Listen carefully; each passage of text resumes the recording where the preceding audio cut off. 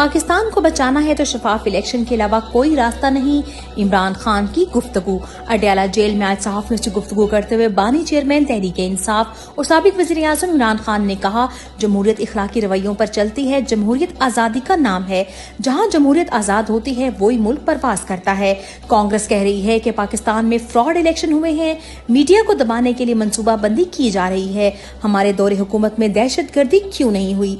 एक सहाफी ने सवाल किया कि आप शफाफ इंतखाबात के लिए इस्टेब्लिशमेंट से मुखातिब हैं, इसका मतलब है आप इस्टेब्लिशमेंट की तरफ देख रहे हैं। जिसके जवाब में इमरान खान ने कहा कि मुल्क में इस्टेब्लिशमेंट की हुकूमत है। ISFC मुल्क चला रही है। शहबाज शरीफ को सिर्फ फीते काटने के लिए रखा गया है। मुल्क में जमहूरियत की कब्र खोदी जा रही है। इमरान खान ने मजीद कहा कि मुझे इस तरह ट्रीट किया जा रहा है जैसे मैंने पाकिस्तान में सबसे बड़ी गद्दारी की हो। सुप्रीम कोर्ट ऑफ पाकिस्तान में हमें हमारे इंसानी हकूक और 8 फरवरी के पिटीशंस क्यों नहीं सुनी जा रही? कौन सी जमहूरियत और मिलिट्री कोर्ट्स में सिविलियंस के ट्रायल होते हैं? मुश्किल फैसले वो करता है जिसके पीछे अवाम खड़ी है। शफाफ इलेक्शन के लिए इस्टेब्लिशमेंट को पीछे हटना पड़ेगा। इस्टेब्लिशमेंट ने मुल्क बचाना है तो शफाफ इलेक्शन की तरफ जाना होगा। इमरान खान ने मजीद कहा कि चीफ जस्टिस काजी फायज ईसा हमें कह रहे हैं कि इंट्रा पार्टी इलेक्शंस क्यों नहीं कराए। चीफ जस्टिस को मालूम नहीं कि हमारी सारी पार्टी अंडरग्राउंड थी। चीफ जस्टिस ऑफ पाकिस्तान हमें इंसाफ के लिए इलेक्शन कमीशन में भेज रहे हैं। सबको मालूम है कि इलेक्शन कमीशन ने फ्रॉड इलेक्शन करवाए।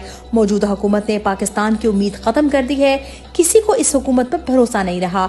इलेक्शन में तारीखी धांधली हुई है। इमरान खान ने कहा कि 2021 में मुल्क का कर्जा 2.8 ट्रिलियन था। 4 साल में मुल्क के कर्जे 8 से 9 ट्रिलियन तक पहुंच गए।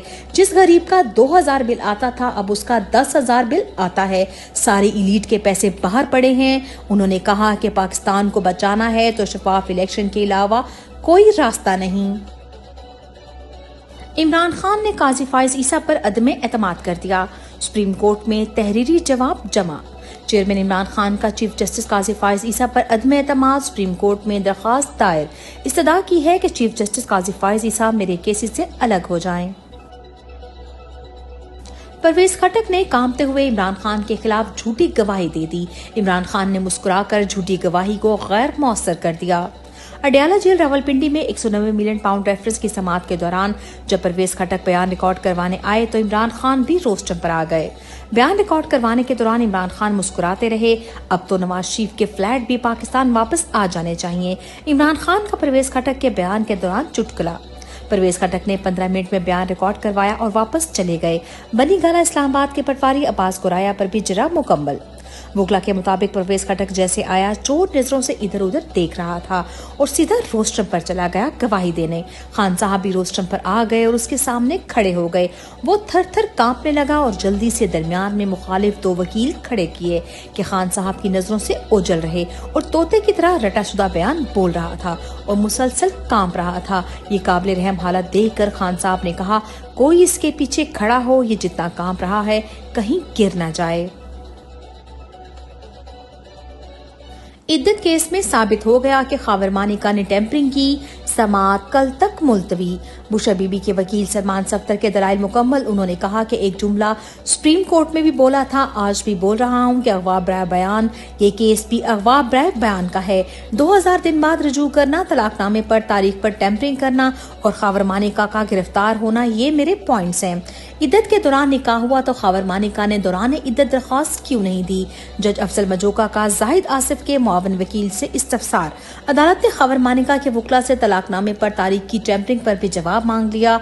अपने दलाइल में आपने ये जवाब भी देना है कि गवाहों के बयानात मुल्जिमान को क्यों नहीं दिए गए। आपने केस में शहादत पेश ही नहीं की तो पढ़ी कैसे जाएगी?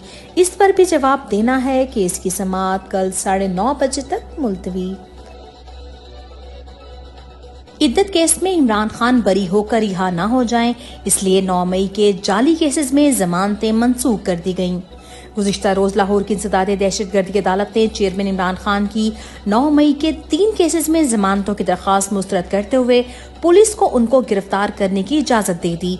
इमरान खान की 9 मई के झूठे और जाली मुकदमात में दाखिल की गई अबूरी जमानत की दरखास्तों के इखराज पर तहरीक इंसाफ का इमरान खान की जमानत की दरखास्तों पर दिए गए अदालती फैसले पर गहरी तशवीश का इजहार। रियासत पर बदतरीन शख्सी आमरीत का कब्जा और जंगल के कानून का गलबा है। तर्जमान तहरीक इंसाफ। सनम जावेद को फौरी रिहा किया जाए, अदालत का हुक्म। 9 मई का केस, लाहौर हाई कोर्ट का सनम जावेद को गुजरांवाला मुकदमे से डिस्चार्ज करने का हुक्म। अदालती हुक्म के बावजूद सनम जावेद को ताहाल रिहा नहीं किया गया। फॉर्म 45 के मामले पर इलेक्शन कमिश्नर और रिटर्निंग अफसर अपने झूठ की दलदल में मजीद फंस गए।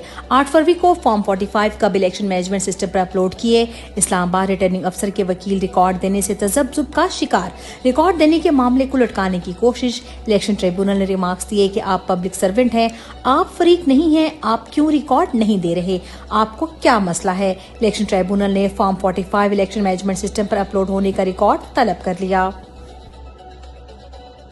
ISI को शहरियों की फोन कॉल्स, मैसेजेस रिकॉर्ड करने की इजाजत का नोटिफिकेशन चैलेंज। हुकूमत का ISI को फोन टैप करने की इजाजत देने के इख्तियार लाहौर हाई कोर्ट में चैलेंज हो गया। हुकूमत पाकिस्तान ने एक नोटिफिकेशन में ISI को लोगों के फोन टैप करने की इजाजत दी है। PTA एक्ट के जिस सेक्शन के तहत नोटिफिकेशन जारी किया गया है, इसके अभी रूल्स तक नहीं बने। आईन पाकिस्तान शहरियों को प्राइवेसी, आजादी इजहार राय फ्राहम करता है। इंडियन सुप्रीम कोर्ट के मुताबिक भी लोगों के फोन टैप करना आइन की खिलाफ वर्जी है। दरखास्त में सदा की गई है कि अदालत हुकूमत पाकिस्तान का ISI को फोन टैप करने की इजाजत देने का नोटिफिकेशन गैर कानूनी करार दे।